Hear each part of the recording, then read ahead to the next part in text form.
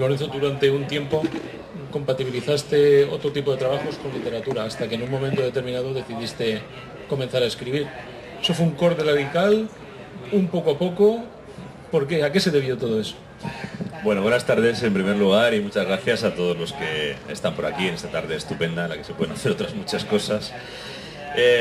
La verdad es que cortes radicales no suele haber en general en la vida, salvo por accidentes, y yo no he tenido afortunadamente ningún accidente, al menos en este camino de la literatura. Normalmente el ritmo te lo marcas tú, pero también lo marca lo que los acontecimientos exteriores a ti te van permitiendo, ¿no? Cuando yo empecé a escribir tenía 13, 14 años. Me dediqué a ello como una especie de juego y lo tenía que simultanear con lo que me tocaba en ese momento, que era estudiar. Cuando cumplí 18, pues pensé que la literatura no me daría nunca de comer, y entonces, aunque yo quería ser escritor y mi convicción era ser escritor, pues dije, bueno, sí, pero de la convicción no se come, y no voy a estar aquí pidiéndole dinero a mis padres hasta que mi convicción llegue a algo, ¿no? Entonces, pues estudié Derecho, me hice abogado, no empecé a trabajar inmediatamente de abogado, trabajé en otras cosas antes, y tenía esa vida porque necesitaba, yo necesitaba independencia, y también incluso para mí fue bueno tener una profesión al margen de la literatura que me permitiera tener independencia económica, porque escribía con mucha tranquilidad. Yo no necesitaba comer de lo que estaba escribiendo y por tanto era muy libre. Yo tenía mis facturas pagadas con la abogacía, el peaje que pagaba era que me tiraba 12 horas al día trabajando en la abogacía, pero luego cuando llegaba a casa por la noche, o a veces lo que hacía era al revés, levantarme muy temprano por la mañana, en esa horita y media que tenía para mí o en el fin de semana, pues era libre. Yo no tenía que escribir un libro ni que fuera con las modas, ni que fuera comercial, ni que fuera lo que se suponía que tenía éxito, porque yo no comía de eso, yo comía otra cosa. Entonces podía jugar a extraer de la literatura lo que a mí me parecía que la literatura tenía que ser, sin otra consideración, más que lo que yo sentía que tenía que escribir y que quería escribir. Lo que sucedió fue, y aquí sí que hay algo de accidente, quizá en el sentido bueno del accidente, fue que en el año 97, una de las novelas que había escrito y que me habían devuelto muchos editores a los que la había presentado. Yo presentaba las novelas a los editores, pero las presentaba como sabiendo que me las iban a devolver.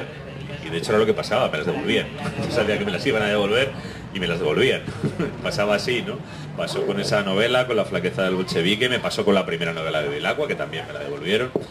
Y bueno, pues digo, ya que tengo aquí estos manuscritos apilados en casa y por no bajarlos al contenedor, pues los voy a mandar al Premio Nadal. Y los mandé al Premio Nadal y quedé finalista. Y a partir de ahí las cosas empezaron a cambiar desde fuera. Yo era el mismo escritor y yo seguía haciendo las mismas cosas y de la misma manera. Pero ahora, en lugar de devolverme los manuscritos, pues me los publicaban. Y además no solo me los publicaban, sino que se vendían los libros. Y como se vendían los libros, pues me liquidaban derechos. Y empecé a ver que ganaba dinero escribiendo libros. Lo empecé a ver muy tarde, cuando llevaba pues más de 15 años escribiendo, pero empecé a ver que esto me permitía pagar las facturas, me permitía vivir. Y a partir de cierto momento vi que realmente podía mantener a mi familia con esto. Claro, la diferencia que había entre la literatura y mi trabajo es que mi trabajo era un trabajo en una empresa grande, un contrato indefinido, seguridad social, plan de pensiones, y estaba más o menos garantizado. Digo más o menos garantizado porque mucha gente creía tenerlo todo más o menos garantizado, pues ya sabemos dónde está ahora, ¿no? Pero bueno, claro, dejar eso era vivir un poco, claro, yo gano si trabajo, y gano si trabajo, y mi trabajo vende, si no, no gano nada, ¿eh? Y puedo estar trabajando 1000 horas sin ganar nada si no se vende y si no funciona, ¿no? Entonces, no tomé la decisión inmediatamente, realmente yo aguanté lo que pude, manteniendo los dos trabajos a la vez, trabajando muchas horas, porque además ya no solo tenía que escribir, sino que tenía que viajar, tenía que presentar los libros, y aguanté así lo que pude, hasta que llegó un momento en el que me di cuenta de que, que la literatura me seguía dando para vivir, que lo único que estaba haciendo teniendo dos trabajos era amontonar dinero en el banco, pero a costa de quedarme sin vida propia prácticamente, y a costa de trabajar quizá más de la cuenta, más de lo que es bueno para la salud. Y me llegó el momento de elegir, profesionalmente solo puedes hacer bien una cosa. Yo en la abogacía a mí se me pedía al 100%, y la literatura te pide el 150%, no puedes hacer a menos, ¿no?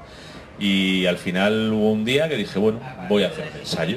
Hice un experimento, yo siempre he sido prudente, no me fui, no pegué un portazo. Le dije a mi jefe que era un imbécil y que estaba encantado de perderlo de vista. No, aparte no era un imbécil, afortunadamente mi jefe era un tipo bastante majo con el que sigo teniendo amistad además, ¿no? Lo que hice fue pedir una excedencia de paternidad. Nació mi segundo hijo y bueno, pues soy de los pocos españoles que han pedido una excedencia de paternidad. Y en ese año pues me dediqué a estar más con mi hijo, lo que me vino muy bien también para él y en mi relación con mi hijo, y a ver cómo era esto de dedicarme 100% a la literatura y si de esto podía vivir. Y vi que sí, que podía. Y hasta hoy. A lo mejor llega otro momento, sobre todo con las cosas que pasan últimamente, que ya no me vale y tengo que volver a la abogacía, pero bueno, el carnet lo tengo en la cartera, si hay que volver, pues volveremos. Oye, el lector, sobre todo cuando se habla de la figura de un escritor, siempre hay como un poco de magia que lo envuelve, ¿no? Y el lector suele ser curioso y le gusta saber manías y tics del escritor. ¿Eres escritor diurno, nocturno, tomas té, fumas, escribes en todas partes, te aíslas? Yo manías no tengo ninguna, soy una persona normal, no sé por qué siempre uno piensa que... Porque todo esto hay como una especie de mitología de que el escritor es necesariamente una normal, ¿no? Yo realmente me considero una persona bastante normal, tengo una vida... Soy un trabajador, mi trabajo consiste en escribir literatura, pero yo no tengo realmente ninguna manía que identifique, ¿no? Yo no fumo, para empezar. Bebo muy poco, algo de vino con la comida y además no tengo la sensación de que bebiendo escribas mejor, al revés, tengo la sensación de que estás más espeso, ¿no? Otra cosa es si eres alcohólico, que si eres alcohólico pues es que necesitas beber para que te deje temblar la mano, eso es otra cosa, no creo que te inspire especialmente, ¿no? Entonces no, ni tomo drogas, ni tés, ni cosas de estas, que hay gente que lo hace también, y oye, hay gente a la que le va bien, pero yo nunca he sentido esa necesidad. Procuro trabajar por la mañana muy temprano, creo que a quien madruga Dios le ayuda de verdad, además mi cabeza funciona mucho mejor por la mañana que por la noche. Procuro trabajar todas las horas que puedo, en mi casa lo hago más tranquilo, pero si tengo que escribir en un tren, escribo en un tren, y si tengo que escribir en un avión, escribo en un avión, y me toca hacerlo muchísimas veces, ¿no? Y ya me tocaba entonces, cuando tenía 2 trabajos, entonces me tocaba todavía más escribir. Yo tengo muchas anécdotas, pero el final de La sustancia interior está escrito en una tarjeta de embarque, porque a mí se me ocurrió, volviendo en un vuelo, que yo tenía un viaje de trabajo a Alemania, de mi otro trabajo, y volvía para las tantas de la noche de Frankfurt y de repente se me ocurrió el párrafo final de La sustancia interior y lo escribí directamente en una tarjeta de embarque. Entonces, bueno, manías no. Luego hay una cosa curiosa, yo tengo 4 niños en casa, no 1 sino 4, y son pequeños todavía, o sea que hacen ruido, y yo escribo en una habitación sin puertas, en una guardería que no tiene puertas, o sea, yo no me encierro a escribir. Estoy en un lugar donde mis hijos suben, pasan, entran, salen, hacen ruido. Hay una anécdota muy divertida de Miguel Delibes, que Miguel Delibes también tiene una familia, bueno, más numerosa que la mía, ¿no?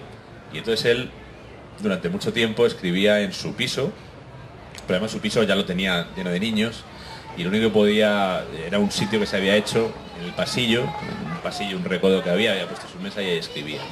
Entonces el hombre estaba siempre diciendo, bueno, cuando me vaya bien, total. A Delibes al final le fue bien, ganó dinero con la literatura y el hombre se compró un piso. Se compró un piso para poner su despacho. Y él se fue, pues lo preparó todo, con una mesa, con una máquina de escribir, con su biblioteca, todo bien puesto. Entonces el hombre se fue a su piso, solo, con su mesa, con la luz entrando por la ventana, se puso ante la máquina de escribir y no se le ocurría nada. Y volvió al piso a escribir al pasillo con todos los niños pasándole por encima y siguió escribiendo así. Es decir, que yo creo que esto de las manías depende mucho de que te las puedas permitir. Yo no me las he podido permitir nunca y por tanto no las he necesitado, sinceramente. Lorenzo, tenemos aquí entre nosotros gente, nos está viendo y escuchando gente en principio de todas las edades, con lo cual 2 cuestiones en una. ¿Tu público es de todas las edades? Por un lado, dentro del conocimiento que tienes tú de tu público, y después en ningún momento hasta ahora hemos hablado de talento, sino más que nada de trabajo. Al final, la labor, el resultado, lo que hace un escritor, si se puede establecer por porcentajes, cuánto habría que dar al talento, cuánto al trabajo. Si alguno de los chavales quiere ser escritor, ¿qué le dices? ¿Que se inspiren las musas o qué? Bueno, en cuanto a los lectores, yo tengo la sensación de que mis lectores son afortunadamente muy variados. Y mi vocación realmente como escritor es tener un lector lo más variado posible. Es una opción, pero nunca ha sido mi opción la de escribir para un público determinado. Hay escritores que la siguen y además les va bien. Hay quien dice, yo escribo para un público adolescente y lo tengo todo enfocado ahí. O yo escribo para un público femenino. O yo escribo para un público de derechas. O yo escribo para un público de izquierdas, ¿no? A mí ese enfoque no me gusta. Me parece que una buena historia es compatible con un hombre y con una mujer, con un joven y con un anciano, con alguien de derechas, con alguien de izquierdas, con alguien anarquista, con alguien que no sabe lo que es. Si la historia está bien, esa historia, no voy a decir que todos los lectores estén al 100% identificados con la historia, pero a todos les puede sugerir algo que, de acuerdo con su propia visión del mundo, que cada uno la tiene en función pues de todas esas cosas, de si eres hombre, mujer, joven, anciano, de izquierdas, de derechas, de Valencia, de Lugo, bueno, pues todo eso influye en tu visión, ¿no? Y por tanto, cada lector leerá ese libro de forma diferente, pero a mí me gustaría pensar que pongo en las manos de los lectores un libro que tiene una posibilidad de lectura propia por todos y cada uno de esos seres humanos diferentes que pululan por ahí. Y afortunadamente yo la información que tengo es la que me llega pues a través de internet, a través del email, a través de las redes, a través de las ferias. Yo veo siempre gente muy diversa. Incluso a veces he descubierto algo que me ha resultado muy gratificante, ¿no? Porque esto de los públicos concretos ha llegado a los editores. Y hay editores que intentan, de hecho en España casi todo el mundo, casi todos los editores, intentan publicar libros que gusten a las mujeres de entre 35 y 45 años, porque entienden que ese es el segmento más importante del público lector y que además ese es el segmento que da la medida de las cosas. Y si un libro entienden que no le va a gustar a ese segmento, ya empiezan a echar para atrás, ¿no? Y a mí me ha pasado, por ejemplo, es un caso real, que alguna novela, que algún editor me ha dicho, hombre, esta novela está bien, pero esta novela a las mujeres no les va a llegar. Y menos a las mujeres que realmente compran libros, con lo que esta novela, bueno, pues la satisfacción que es estar en una feria del libro y que te vengan 15 mujeres de esas, que teóricamente no iban a leer el libro y que no les iba a interesar, y no solo lo han leído, sino que además te cuentan que han entrado en la historia, porque muchas veces también simplificamos a la gente. Queremos conseguir objetivos y simplificamos a la gente, y muchas veces no llegamos a donde queremos ir por el camino que aparentemente nos lleva. La distancia entre dos puntos, o el camino más mejor entre dos puntos, no siempre es de línea recta. A veces, dando un arco grandísimo, haces un camino mucho mejor entre esos dos puntos. En cuanto a lo del talento, yo creo que el talento es un punto de partida. El talento al creador se le supone, como al soldado del valor. Y el talento por sí solo, pues yo creo que sin talento no se puede hacer nada, pero talento tiene más gente de la que nos creemos. Lo que ocurre es que no todo el mundo trabaja igual su talento. Y no todo el mundo cultiva igual su talento. El talento es un punto de partida y el trabajo es un multiplicador del talento. Cuando alguien tiene un talento razonable y trabaja mucho, puede multiplicarlo mucho. Cuando alguien tiene un gran talento pero no trabaja nada, pues puede sacar muy poco. Y a lo mejor pues tiene 3 o 4 destellos en los que tira de ese talento, pero no llega a construir a largo plazo nada que realmente merezca la pena. Y casos he conocido de gente con mucho talento pero poco trabajadora, y es gente que en muchos casos pues no ha dado lo que prometía. Y yo creo que hay que combinar las dos cosas, es decir, las musas existen, pero no en el sentido, por lo menos para mí, no existen en el sentido en que la gente piensa. Yo esa imagen del escritor solo en su cuarto diciendo a ver si se me ocurre, mirando la página y de repente, se me ocurre, ¡pum! No, yo creo que las musas vienen de otra manera. Las musas vienen en que tú un día vas paseando por la calle y ves algo que pasa, que de repente te alumbra una historia. A mí se me han ocurrido esas novelas. O tú estás hablando con alguien que te han presentado y que no le estás prestando mucha atención porque es un compromiso o lo que sea, y de repente ves que esa persona mira de una forma especial, que esa persona habla de una forma especial, te pones a hablar con ella y en media hora de conversación te encuentras con que ahí hay una historia. Y las musas probablemente te han lanzado eso, ¿no? Luego, darle forma a esa historia o a esas historias que has ido pescando por el camino es trabajo. Son horas delante del ordenador. Es una obviedad, pero la marca de Meridiano ha ganado el premio Planeta. ¿Qué sería mejor? ¿Lorenzo Silva ha ganado el premio Planeta o es la marca de Meridiano escrita por Lorenzo Silva la que gana la marca de Mariano. Lo mismo. Los premios son a los libros. Yo creo que yo cuando presento un libro a un premio, lo que quiero que se fije la gente es en el libro.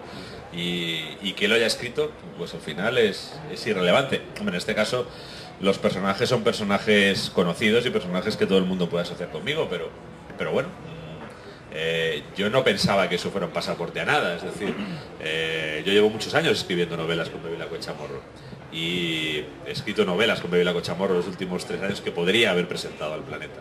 Si presenté esta era porque me parecía que el libro tenía elementos para poder competir dignamente.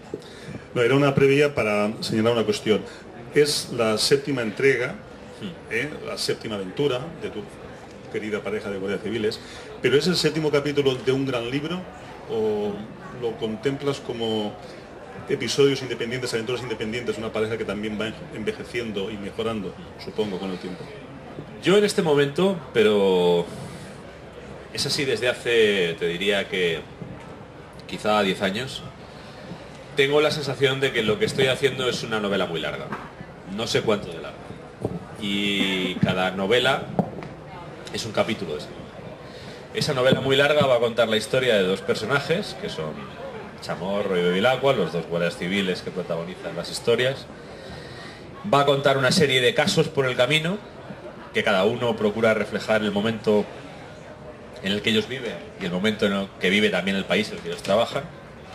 Pero al final hay una historia más larga, que es una especie de viaje por la España contemporánea. Y además es un viaje en todos los sentidos. Es un viaje en el tiempo y es un viaje en el espacio. Y mis personajes me permiten hacer esto.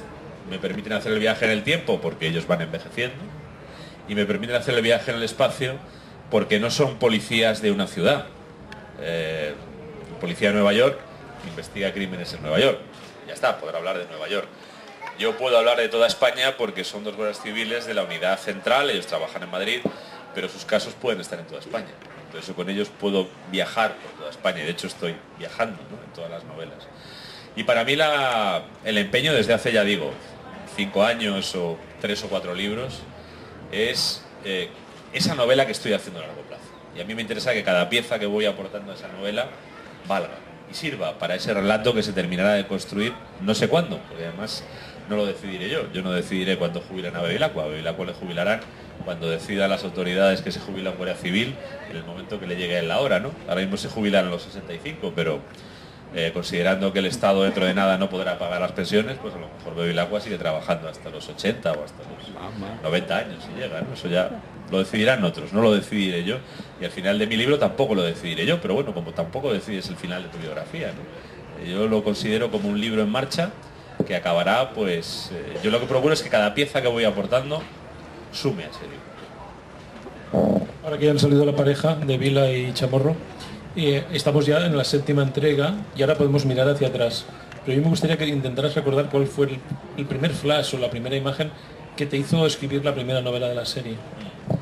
Lo recuerdo muy bien porque es una de esas imágenes a las que me refería antes. Yo estaba un verano de vacaciones en Mallorca, en la playa, tranquilamente, leyendo el periódico, sin pensar en nada, y de repente vi 2 mujeres que se peleaban, 2 mujeres extranjeras, una mujer de 50 y bastantes años y una mujer de 20 y pocos.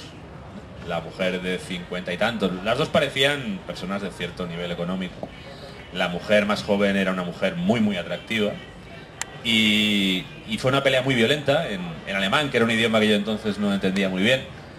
Luego lo estudié y bueno, es una pena no haberlo estudiado antes, porque habría entendido un poco más porque se estaban peleando. Pero bueno, todo parecía indicar que había una relación sentimental entre ellas, de algún tipo raro, ¿no? Y que la chica joven estaba castigando a la mujer mayor.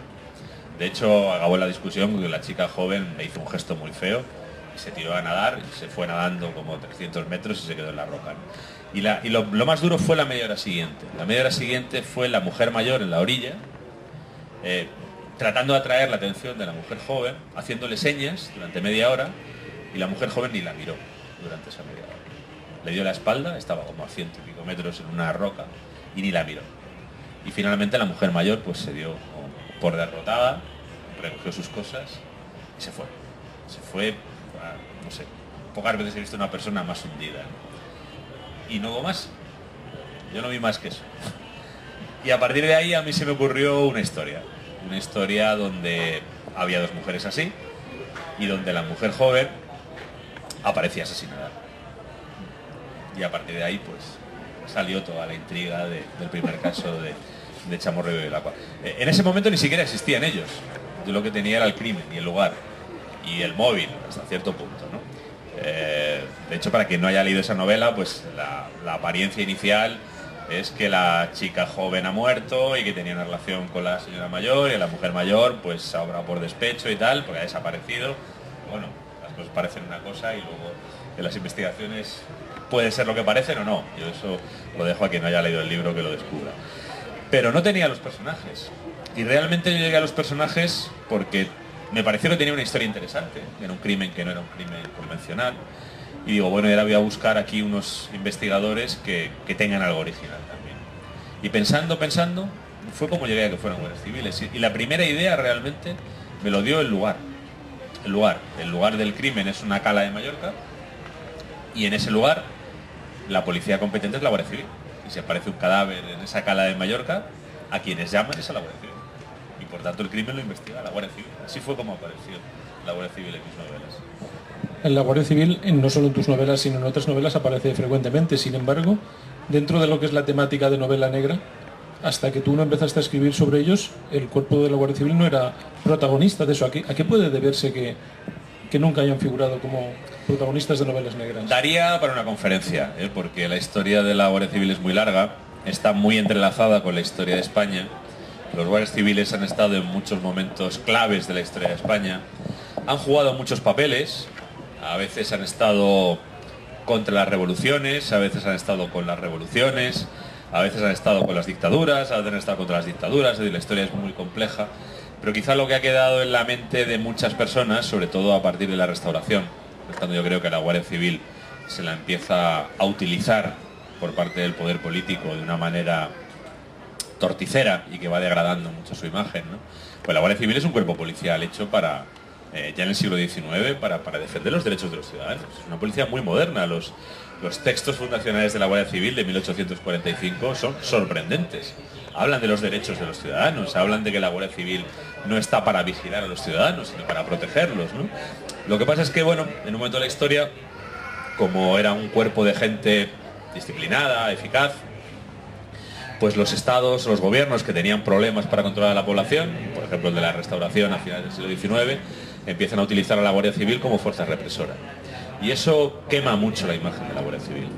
Luego viene García Lorca y escribe todos esos poemas sobre la Guardia Civil, prácticamente son seres diabólicos, ¿no? Tiene un romance de la Guardia Civil española que dice en un momento determinado: tienen, por eso no lloran, de plomo las calaveras, o sea, poco menos que son inhumanos, ¿no? Entonces eso creo que había dificultado mucho a los escritores acercarse, porque la Guardia Civil podía haber protagonizado la novela negra pues en los comienzos de la novela negra, es decir, cuando Edgar Allan Poe publica la primera novela que para mucha gente da el pistoletazo de salida a la novela negra contemporánea, ya existía la Guardia Civil y ya investigaban crímenes, porque investigan crímenes desde el principio.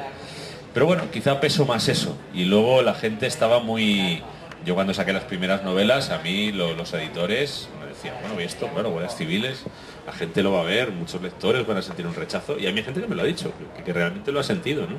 Que cuando vio la primera novela, le dio la vuelta y leyó que eran de Guardias Civiles, lo volvió a dejar en la librería rápidamente porque no quería leer nada de Guardias Civiles, ¿no? Pero bueno, también aquí a veces está en la ganancia, ¿no? A veces realmente el éxito lo tienes cuando te atreves a lo que los demás no se atreven. Algunas de tus novelas han sido llevadas al cine, ojalá esta también termine en la pequeña pantalla. Están vendidos los derechos para el cine, pero eso en este país no se sabe. Siempre habrá, si hay gente que se ha leído de esas novelas y ha visto la película o ha leído el premio Planeta, después la película le dice, no me ha gustado más el libro, unos que quieran ver primero la película, después leer el libro y al revés. El mensaje que habría que darles es que son lenguajes distintos, que hay que contemplar con dos perspectivas totalmente distintas, o qué es lo que hay que hacer. Leer primero la novela, después ver la película. Mira, una historia desde luego depende mucho del lenguaje que se utiliza para contarla, y hay muchos lenguajes para contar una historia, literarios y no literarios. Se puede contar una historia con imágenes también. Pero sobre todo una historia depende mucho de quién la cuenta. Eso es fundamental. Y el ejemplo más tonto, más cercano, pero más claro es un chiste.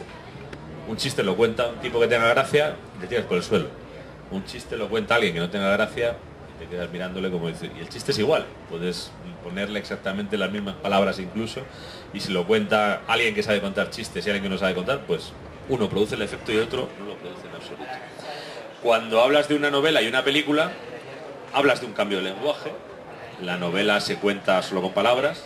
La película se cuenta con palabras, con música, con sonido, con imagen en movimiento, con el encuadre, con los actores. Es decir, se ponen tantas cosas para contar una historia en movimiento en una película que no solo es que sea otro lenguaje, es que son otros lenguajes. Interviene el lenguaje de la cámara, interviene el lenguaje del montaje, interviene el lenguaje corporal de los actores, intervienen tantos lenguajes que ya es otra dimensión. Pero sobre todo tienes otro narrador. El que cuenta la historia en la película es fundamentalmente el director, pero ni siquiera es el solo. La película la cuenta el director de fotografía, los actores. En una película tienes varios narradores actuando al mismo tiempo. No puede ser igual. Tiene que ser algo forzosamente distinto. Mejor, peor, es como comparar peras con manzanas muchas veces. Yo además... hay autores, por ejemplo, que siempre son muy reacios a que se adapten sus libros, ¿no? Y si no me lo hacen bien, y si la película es mala. Yo cuando alguien te dice eso, de si la película es mala, el problema es fundamentalmente para su director.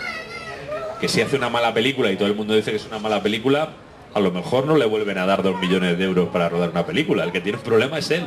Tú normalmente, tu libro ya está ahí. Y tu libro normalmente alguien lo convierte en película cuando ya ha tenido un recorrido frente a los lectores, ¿no?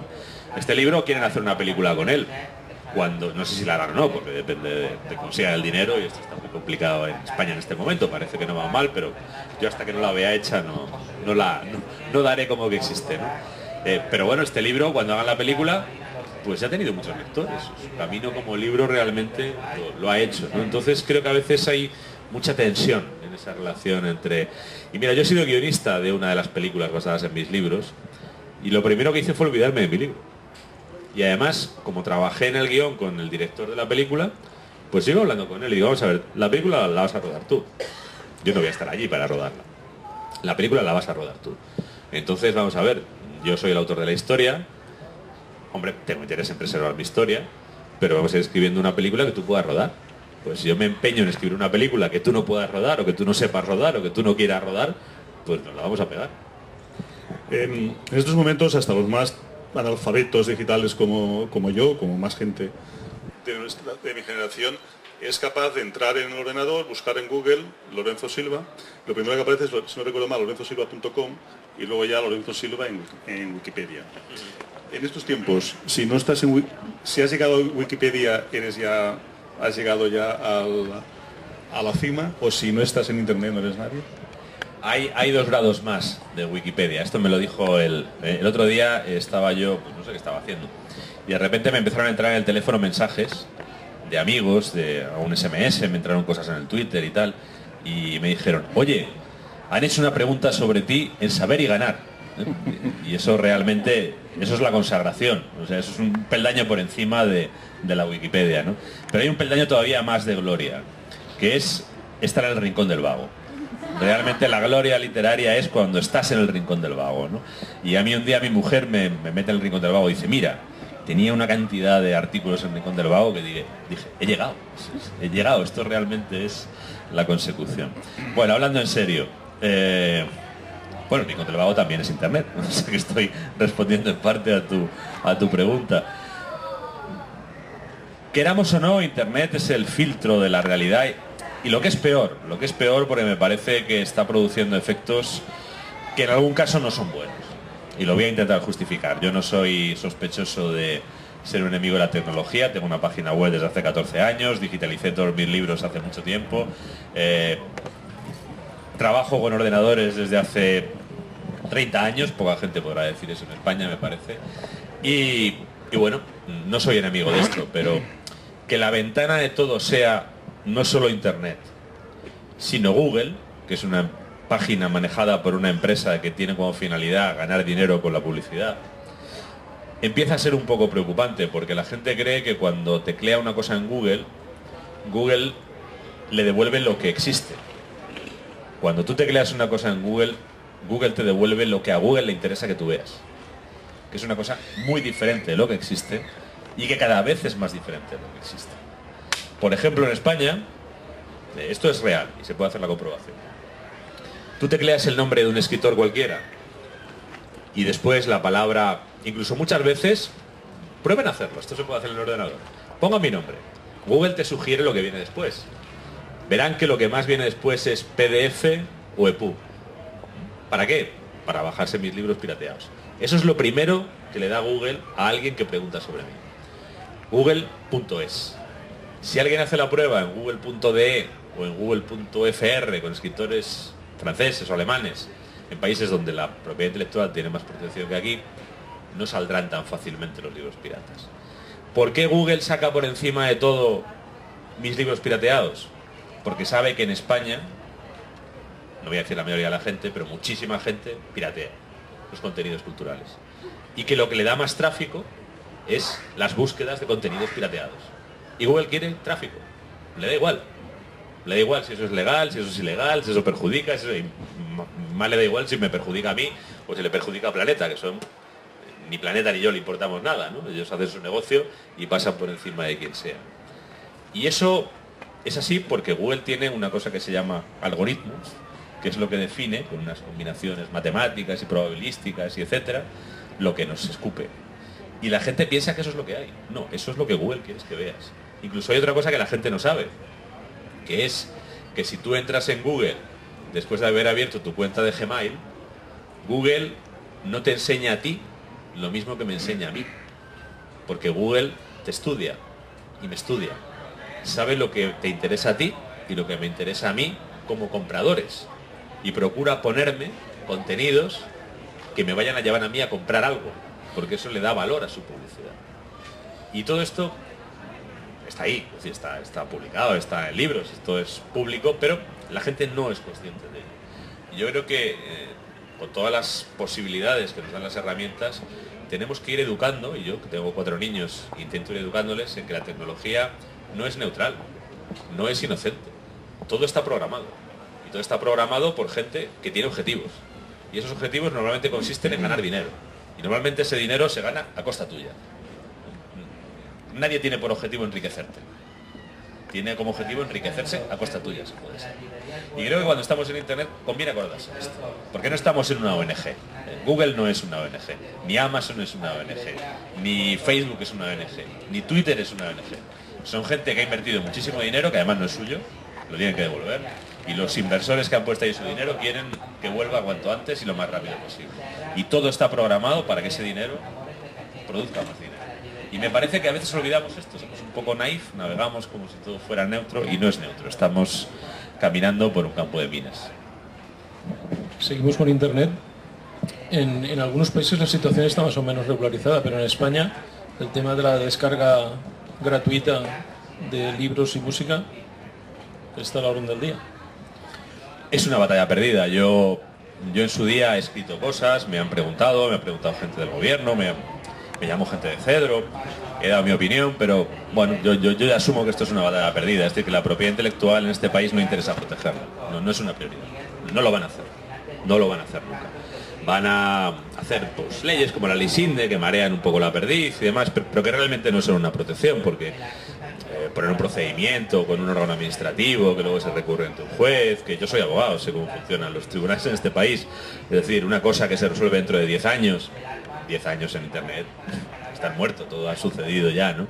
Entonces yo, sinceramente, he dejado de esperar que haya una protección de la propiedad intelectual en España, creo que eso lo tenemos que dar por perdido, no era una prioridad para el gobierno anterior, no es una prioridad para este, y creo que no es una prioridad de la sociedad. O sea, realmente en España normalmente ha tenido muy poco valor la creación y la invención y el conocimiento. ¿Por qué vamos a empezar a dárselo ahora, no? La gente piensa que todo esto pues tiene... Yo llegaba a leer en un foro de Internet sobre cómo deben ser las cosas, porque hay gente que además sienta doctrina, ¿eh? Y uno dice, esto debería ser así. Yo me leo todo y me lo bajo, lo que me da la gana. Y si un libro me gusta mucho, pues a lo mejor me lo compro. Y si no, que le den por saco. Es decir, el que crea en España es como el bufón. El bufón, si hacía gracia, se le daba un platillo de arroz. Si no hacía gracia, se le apaleaba. Es un poco de lo que estamos, ¿no? Bueno, pues ya está. Esto es lo que hay.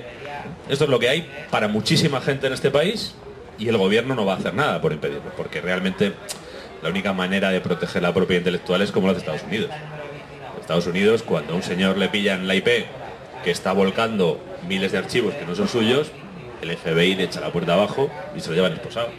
Tampoco están echando puertas abajo todo el día, ¿eh? O sea, y tampoco, a ver, el señor que se copia una película, pues no pasa nada. Y el P2P de dos usuarios se entregan un archivo, no pasa nada. Yo mi libro lo vendo sin DRM. A mí el que compre un libro mío electrónico y se lo preste a su amigo o a su prima o se lo mande por email a su... Me da igual, eso me da igual. El problema es que hay señores que con 20.000 archivos que no son suyos montan una página web perfectamente pública que se sabe dónde está, empiezan a generar negocio de tráfico y de publicidad y la autoridad española no hace absolutamente nada por impedirlo. Y este señor hasta da entrevistas, sale en los periódicos, como emprendedor. Un tipo que no paga por su mercancía, que no paga impuestos, que no paga seguridad social. Este es el país en el que vivimos. Aquí es donde estamos, ya está, ¿no? Y yo no espero que esto cambie. Honestamente no espero que esto cambie. No somos importantes, no somos interesantes para ningún gobierno. Entonces yo, sinceramente, lo que he hecho ha sido... Bueno, yo he digitalizado todos mis libros, los vendo todos sin DRM, no tienen ninguna protección anticopia. Yo al que compre un libro mío no le voy a hacer la puñeta impidiéndole copiárselo en los 8 dispositivos que tenga. El que lo compre se lo podrá copiar él y se lo podrá dar a su prima si quiere, sin ningún problema. Los vendo muy baratos. Yo vendo libros a 2 euros y los libros, yo también soy editor desde hace algún tiempo y los libros de mi editorial se venden a 1,99 y a 2,99 los más caros. El que me diga que tiene que robarlo porque no tiene 1,99, pues oye, pues muy bien, pues que le aproveche, ¿no? Si se consuela con ese tipo de argumentos, pues yo no soy ni su vigilante moral ni nada. Yo he cumplido mi obligación, he puesto mis libros en las mejores condiciones que es posible. El Premio Planeta de este año es la primera vez que el ebook sale al mismo tiempo que el libro de papel y vale menos de 10 euros. Yo lo habría puesto más barato, pero solo conseguí bajarlo hasta 9,49 que vale en algunas tiendas. Bueno, y yo negocié con Planeta para que el libro fuera más barato de 10 euros. Yo no quería que ningún ebook mío valiera más de 10 euros. Y hasta ahí puedo llegar, y hasta ahí puedo leer, y yo no puedo hacer más. Y habrá alguien que valore mi trabajo y lo comprará. De hecho, hay gente que lo hace. Y seguirá comprando libros en papel. Y habrá gente que no, que sencillamente se sirva en el supermercado, pues como se sirve todo el mundo en este país, respecto de algo que parece que no tiene valor. Bueno, pues ya está. Pues yo sé que mi futuro no pasa por ese tipo de lector, sino que pasa por la gente que aprecie mi trabajo. Espero que haya alguno. Espero que haya alguno porque yo desde luego que soy lector también. Yo todos los autores que me gustan apuesto por ellos. Y apuesto por ellos comprando sus libros. Porque quiero que sigan publicando ellos. No quiero que dentro de 10 años lo único que se publique sea 50 sombras de Grey. A mí eso no me interesa. Entonces, para que siga publicando Carlos Castán, para que siga publicando Carlos Zanón, para que siga publicando Marta Sanz, pues tengo que comprar sus libros y me los compro religiosamente. Y si puedo regalar 3, regalo 3. Pues yo quiero que sigan publicando esa gente. Porque quiero ir a una librería, quiero encontrarme libros de esa gente. No quiero. Lo otro ya sé que va a llegar. El otro ya sé, porque es un negocio que es inmune a la piratería. De hecho, cuanto más se piratee, pues mejor, porque realmente no es un libro, es un artefacto comercial, ¿no? Pero yo soy lector, y yo como lector tengo que defender lo que realmente aprecio, que son los libros, donde hay literatura, donde hay un trabajo, donde hay una invención, donde hay un esfuerzo y un talento personal. Y si lo queremos tener, lo tendremos que pagar para mantenerlo, y si no, desaparecerá, y lo perderemos, y lo echaremos de menos, y nos doleremos, que es el deporte nacional. El deporte nacional es dolerse de las cosas cuando han pasado. Yo no quisiera acabar la entrevista porque quizás la estamos centrando mucho en la parte tuya de escritor de novela policíaca, pero tú eres escritor de ensayo, eres escritor de otro tipo de novelas, de libros juveniles. Cuando escribes esos otros géneros, ese cambiar de registro es de alguna manera por un sentido higiénico de la literatura, porque te cansas, porque te apetece, porque de momento hay un tema que te llama. ¿Por qué es? Yo tengo un problema, bueno, tengo varios problemas, pero uno de los peores que tengo es que me interesan muchas cosas muy diferentes y necesito... Yo no me puedo contentar, por ejemplo, con escribir novela policíaca. Yo me asfixiaría si solo escribiera, si a mí me condenaran a escribir, con todo el cariño que les tengo, si a mí me condenaran a escribir novelas de guardias civiles, pues se acabaría en un manicomio, ¿no? Porque hay otras muchas más historias que merece la pena contar. Y tampoco me puedo limitar a la novela, porque creo que la literatura sirve para otras muchas cosas. Yo lo único que no puedo hacer es poesía, porque soy muy mal poeta. y no intento hacer lo que me sale mal, ¿no? Porque no tengo que dar la tabarra a nadie con lo que no sé hacer.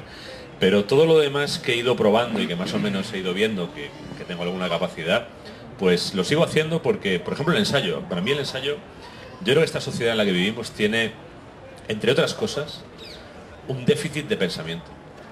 Y sobre todo un déficit de pensamiento propio. El poco pensamiento que hay y el poco pensamiento que circula es pensamiento de segunda mano, pensamiento prêt-à-porter, para de quita y pon, ¿no?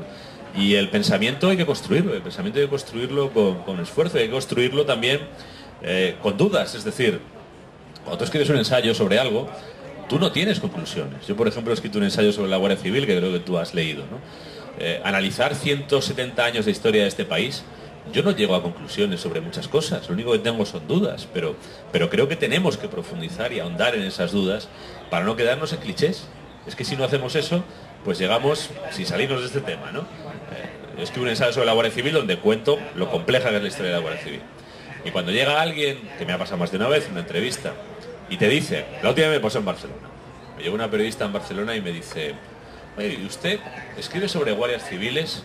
Claro, usted se dará cuenta, me dice así, como con retintín, ¿no? Usted se dará cuenta de que, claro, escribir sobre un libro sobre guardias civiles en Barcelona, pues lo leemos de una manera un poco... Porque claro, hay que recordar, y yo me quedé así diciendo, hay que recordar qué. ¿Qué hay que recordar exactamente? Me dice, hombre, hay que recordar el papel de la Guardia Civil en la Guerra Civil, por ejemplo, en Barcelona. Me quedo mirándola y digo, mire usted sabe de lo que está hablando. Usted tiene la más remota idea de lo que hizo la Guardia Civil en la Guerra Civil. Digo, mire, me voy a parar 3 minutos en esta entrevista y le voy a contar lo que hizo la Guardia Civil en la Guerra Civil. La Guardia Civil en Barcelona, el 18 de julio del 36, tenía un general que se llamaba Aranguren y un coronel que se llamaba Escobar. ¿Usted sabe lo que hicieron los dos? Ponerse las órdenes de la República. ¿Usted sabe cómo acabaron los dos? Fusilados en Barcelona por Franco. Eso hizo la Guardia Civil en la Guerra Civil y usted no tiene ni puñetera idea porque usted ni lee ni piensa. Se queda simplemente con las 3 cosas que dice la tele. Y así en tantas cosas. Es decir, que la historia, la reflexión sobre la complejidad de la historia y sobre la complejidad de todo, es algo a lo que no podemos renunciar. Si renunciamos a eso, nos convertimos en consumidores de tweets ocurrentes, en el mejor de los casos, ¿no? Y la vida es demasiado grande como para caber ahí. Lorenzo, la última por una cuestión de tiempo, no por falta de ganas, pero para no irnos, digamos, así como muy desesperanzados, ¿no? No, yo soy un optimista, por eso tengo este oficio. Tendrás seguro muchos motivos, pero di los que te parezca para que esta feria, o sea, saber el por qué esta feria y otras ferias como esta tienen que seguir existiendo y por qué el libro tiene que seguir existiendo, que tenga gente que los escriba, editores que los publiquen y lectores que los compren. Pues, vamos a ver, primero todo es compatible. Yo lo he dicho varias veces, pero me gustaría dejarlo claro. A mí me fascinan las posibilidades que nos ha dado la tecnología. Y me fascinan las posibilidades, por ejemplo, pongo un ejemplo, yo hace un par de meses o 3 estaba haciendo un reportaje sobre nómadas siberianos, un tema rarísimo, y no hay nada publicado en España sobre nómadas siberianos. Me metí en Amazon, pedí un estudio que hay de un profesor norteamericano sobre nómadas siberianos y 2 días después eso estaba en mi casa. Eso es una maravilla. Eso es una maravilla y cómo vamos a decir, oye, qué maravilla que tenemos esto, ¿no? Pero esto es una posibilidad más. Lo que yo no entiendo es que sacrifiquemos todo lo que teníamos en función de esa posibilidad. Y lo que no entiendo es que la literatura sea simplemente una interacción tecnológica entre personas y máquinas, que es lo que, bueno, hay alguien cuyo negocio consiste en eso y a lo que nos están intentando llevar, ¿no? La literatura, entre otras cosas, es encuentro entre seres humanos. Y hay que hacer de vez en cuando cosas offline para que los seres humanos nos encontremos, de verdad, en carne y hueso, para que recordemos que tenemos, pues eso, músculos, huesos, de todo, ¿no? Y estas ferias son un espacio para eso. En primer lugar, a mí una de las cosas que más me interesan de las ferias es la posibilidad de ver a las personas, que la literatura la hacen personas para personas. Y si no tiene sentido, lo otro, de productos está lleno el mundo y además hay muchos productores muy buenos de ese tipo de mercancías, ¿no? Tenemos que recuperar la dimensión humana en todo lo que hacemos y poder encontrarnos cara a cara es esencial. Cada cierto tiempo, aunque sea 3 veces al año, ¿no? Y la otra parte es que cuando hablamos de un libro, hablamos de algo que encierra mucho de la persona que lo ha escrito, mucho de las personas que lo han leído, y que realmente para tú poderlo valorar en condiciones, para tú poder valorar en condiciones qué es lo que lees, no te vale con leer una ficha que alguien ha preparado a partir de unos metadatos, pero es que todo se llama así. Cuando uno lee una ficha de Amazon está leyendo algo que alguien ha fabricado fríamente en una cosa que se llama metadatos, para que cuando se cuelgan todas las webs aparezca toda la misma información estereotipada, que es siempre la misma. Es el resumen del editor, que a lo mejor el editor es más o menos ocurrente cuando hace el resumen, a lo mejor no tenía un buen día y no te cuenta bien el libro. ¿Eso cómo lo vas a comparar tú con, sobre todo la gente que tiene poco tiempo para leer, como somos casi todos, con ir a un lugar donde alguien que realmente sabe de lo que está hablando, con alguien que realmente sabe quién eres tú, con alguien que realmente sabe lo que está buscando, te diga, pues mira, este libro tiene esto, esto y esto y esto. Y es otro trozo de nuestra humanidad que preservamos, que salvamos, porque estamos en un momento y en un mundo en el que lo que intentan es convertirnos incluso a nosotros mismos, incluso nuestra intimidad, o empezando por nuestra intimidad personal, en mercancía. Y tenemos que encontrar reductos donde los seres humanos no seamos mercancías. Pues los seres humanos podemos ser mercancías, está científicamente demostrado. Pero también está filosófica, metafísica y moralmente demostrado que podemos ser algo más que mercancías. Y para eso tenemos que encontrar y mantener espacios de encuentro. Un librero es una manera distinta de llegar a un libro que no podemos perder. Y una de las cosas más trágicas que ha pasado en este país el último año, y mira que han pasado cosas trágicas, es que libreros que llevaban décadas haciéndolo bien han tenido que cerrar. Y no por hacerlo mal, y no porque lo que venden se haya pasado de moda, y no porque lo que venden no tenga valor, sino porque se ha permitido que se le quiten. Pues por muchos años, que continúen los libros. Espero. Gracias. Muchas gracias. Gracias.